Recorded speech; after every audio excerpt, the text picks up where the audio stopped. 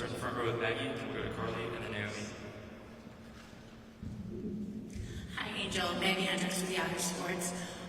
What expectations and goals do you have for yourself for this season? I think for me, just going from year one to year two, just giving myself grace and patience and just continuing that confidence I left from Unrivaled and continuing that coming into this season. I think I've worked on a lot of things this offseason. Being healthy is another thing that I'm prioritizing as well. So just being able to be myself, and then all the other things will come. I want to get to the playoffs, and I want to get there bad, and I love to win. And it left a bad taste in my mouth not making the playoffs last year, not being able to help the team, and then also obviously I went to the finals too, and just soaking that up and feeling what they were feeling is something that I'm really eager and really, really hungry for. We'll go to Carly Bell, then Naomi. Hi, Angel. One thing when I've spoken to your teammates is that they say that you can add about anything to your bag and that it will continue to develop throughout the season. Just in that last preseason game, we saw higher assists numbers from you than we did see last season. What are things about the actual passing game that you have that you want to continue to grow and develop this season? I don't think it's about growing and develop. It's showing you things that you guys may have not seen. I was the #1 wing coming out of high school. When I went into college, I had to transition to be a post player. I've always been a player for the team. Every team I've been a part of, I've been a player for the team. When I went to Maryland, I was a player for the team and did what I needed to do. When I was at LSU, I was a player that did what the team needed and we got a championship, as people can see.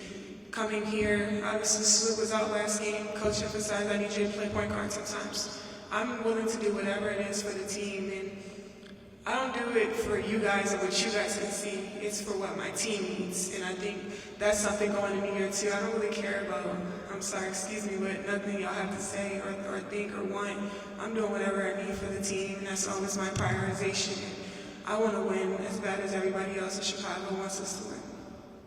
Naomi, third row on your right.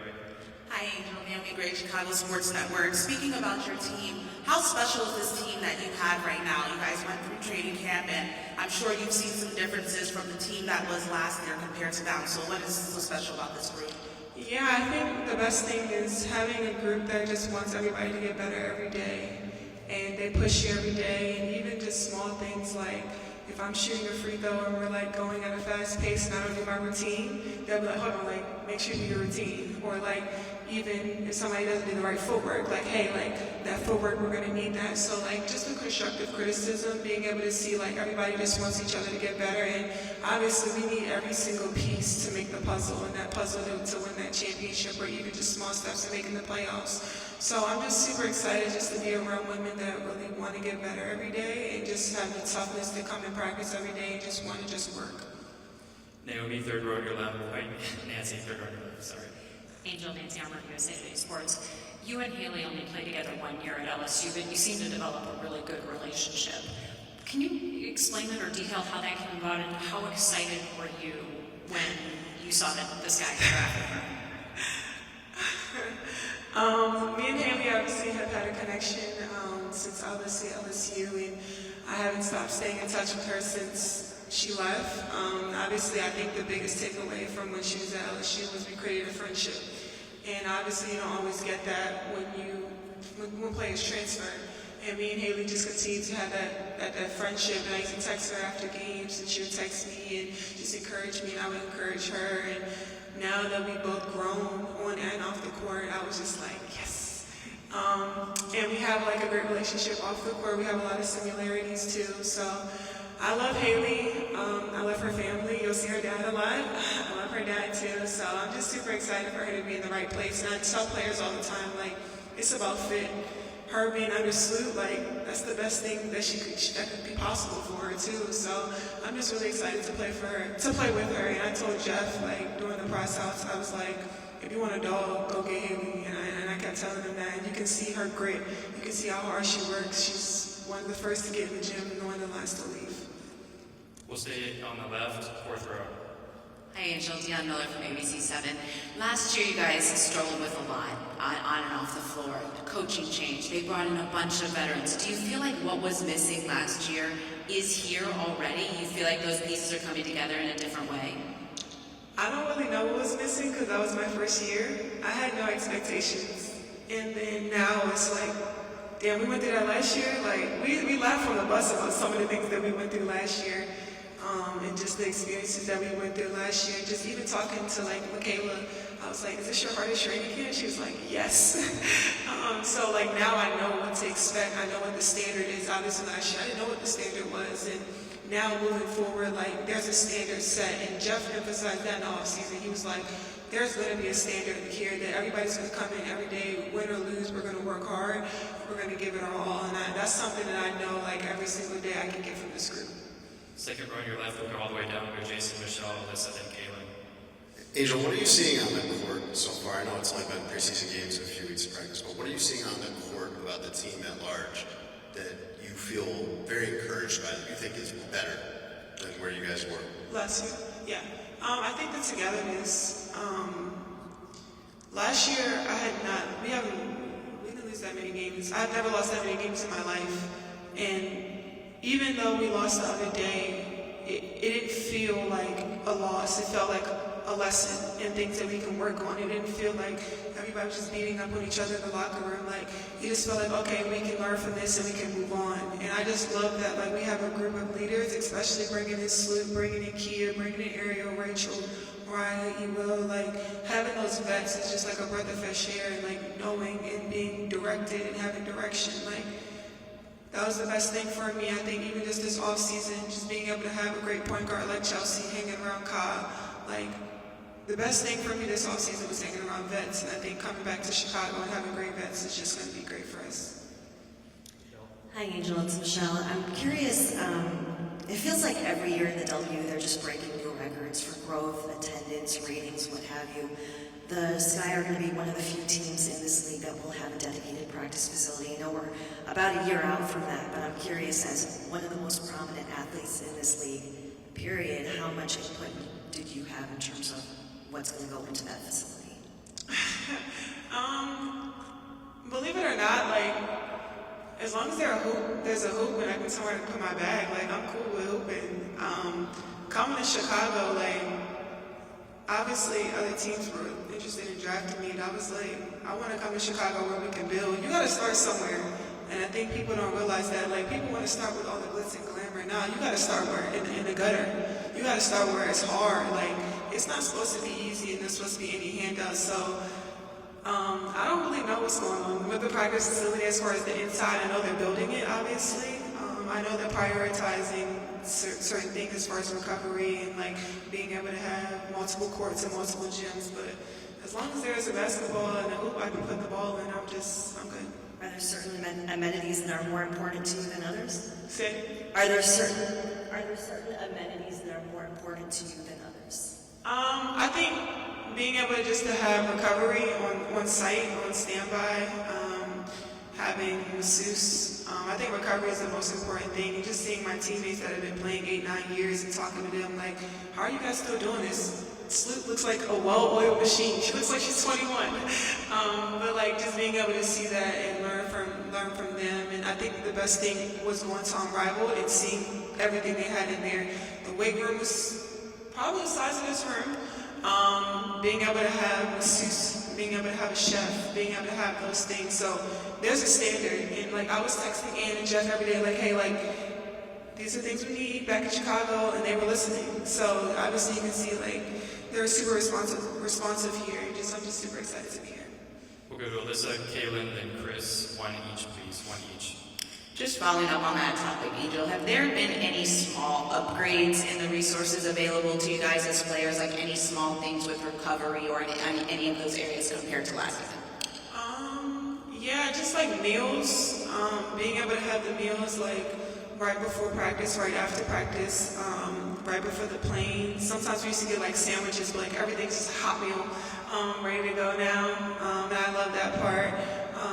We got new apartments, which are great too. So I think it's just small baby steps. And I think everybody coming here, I think me talking to Jeff, like, if you can come here in the trenches, like, if you wanted to come here in the trenches, you're meant to be here when it's time to shine and walk that red carpet. And from free agency, like it was a risk take coming here. Like you don't have a practice facility, and it goes to show like what Sloop wanted. It goes to show what Kia, Ariel, what they trusted and believed in. And you're gonna see like once we get that practice facility, everybody gonna be trying to come to Chicago, but the door gonna be shut. Nah, just kidding. We still gonna accept free agencies, but I'm just super excited just to be here and just be around. We'll go to Kaylin. Hey, Angel. Compared to last year, Coach Marsh has put in a completely new system here. How comfortable, it's only been a few preseason games, but how comfortable would you say you've gotten in the system? You alluded to it earlier, but how much potential do you think this team has right now? Yeah, I feel like my old AAU self, like just getting a rebound and pushing and just being super versatile. Obviously, it's an adjustment from last game. Slick wasn't playing, so it's hard to get rebounds from three-point line running in. Obviously, rebounds win championships, and I know my teammates are going to need me to still continue to do that. But obviously, if I'm on the perimeter a lot, it might take away from that, but that's not going to stop me from going in there and wanting to bang and battle. But it's just patience, like learning new systems, learning new ways. I really enjoy Tyler just being open and transparent. Things that I'm good at, things that I need to work on, and that's just something I really love. We'll go to Chris. Angel, what did winning Unrivaled Defensive Player of the Year mean for you? It meant a lot because going into it, I knew what I was working on offensively and being healthy and coming back, and I was like, let's focus on one thing going into here, and that's defense. And I think some of the best players play both sides of the ball, and I watch like Asia and watching Nafisa, like they don't have their motor is like through the roof, and that's what I want to like just be able to hold on to. I don't think anybody can take that from them, being able to go offensively and defensively. I know my offensive game has time to catch up and can catch up, and I'm only a sophomore now. I guess it's a second year now, but like defense is something I can do right away. I can always impact, and that's something I always can bring to the team. And as you can see this year, they really emphasize on defense. So I want to be on all defensive team this year. Like the best players in this league are the fours, and I take that personal. So just going into it every night and with that matchup is just something I really take into. We'll stay in the front row on your left, Katie, and then we'll go to Christian, and then we'll go to David, and then we'll close with in person. Hi, Angel. I'm Katie with CHGO. Are you setting any personal goals for yourself as far as statistics, all-star team, nothing like that? And then any areas of focus for yourself going into year two? Just consistency and being confident, and just being efficient, and just being able to be myself. And like I was saying, like not worrying about anything else but me, and just trusting the process. It's not going to happen overnight. Like, don't be expecting me to come down and shoot 6-7 threes a night. Like, obviously that's what I'm working on, but like, it's just a confidence piece. Like, taking the shots that I was hesitating on last year, and just building off that. Like I said in college, like I did what I needed to do as far as like being a post. And I didn't take that many threes in college because I did my role and I played my role and did what I needed to do for the team. And now just getting comfortable and getting confident. My coaches and my teammates put a lot of confidence in me each game. So I just love just being a part of that, but just giving myself grace and just giving myself patience. Go to Christian from your right. Hi, Angel. Christian, Conklin Insider. So we heard earlier Tyler just speaking so positively about you, and I know there's a lot of people who may not be familiar with the things that you already had in your bag, and you spoke about that. How do you feel about Tyler actually just having all this confidence for you to show what's already in your bag, like being the point forward, the ball handling, things like that? Yeah, talking to him through the process of him getting like hired and stuff like that, he came down to Miami and was just kind of told me like, this is what I need you to do. Like, I need you to be a lot of things for us and not just one thing. Everybody in the country knows I can rebound. I think everybody knows that offensively and defensively, but I can bring more to the table when he wants me to showcase everything. Like he always tells me, like, your potential is through the roof. Like, you can continue to do great things and just continue to just have confidence within yourself. I think the best thing is to have a confident coach, and a coach that really believes in you. Every part of my career that I was successful at LSU, I had Kim Mulkey. She believed in me. She trusted me. Now being here and like being able to have a coach that really trusts and believes me has showed great results. So I'm just happy to just be here and just be a part of this. We'll go to David, and then we have one quick question on Zoom. Hi, Angel. David Wilson with the Bigs Media. Last year, you made a powerful statement saying the Reese and people are watching women's basketball, it's not just because of one player, but because of you two. A year later, do you feel like you're Next question. Yeah, we'll move on. Thank you. Move on to Zoom. ESPN, please unmute. Hi, Angel. Myron at ESPN. You've won the one-leg sleeve, and that's become popular in you and Asia across sports. What made you start wearing the one-leg sleeve, and what's it like seeing it become such a trend around sports? Say it one more time. I'm sorry. One leg sleeve. What about it? Why it's becoming such a trend? Why is it a trend? I don't know.